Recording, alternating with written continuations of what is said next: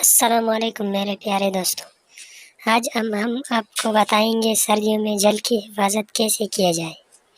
Web desk عام طور پر یہ خیال کیا جاتا ہے کہ صرف گرمی کا موسم ہی آپ کی جل کے لیے نقصان دہ ثابت ہو سکتا ہے، لیکن سرد موسم آپ کی جل کے ساتھ ساتھ آپ کے ناخن اور آپ کے بالوں پر بھی اپنی منفی اثرات مرتب کر سکتا ہے۔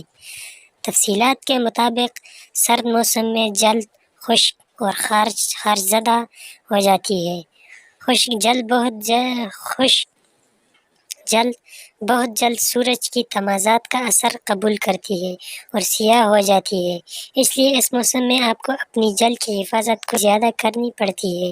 سردیوں میں گرم پانی میں زیادہ دیر تک نہاتے رہنا ممکن ہے کہ جسم کو آرام اور سکون پہنچتا ہے، مگر اس کے ساتھ ہی یہ جلد کی فطری رطوبت کو برباد کر کے جلد خشک بھی کر دیتا ہے۔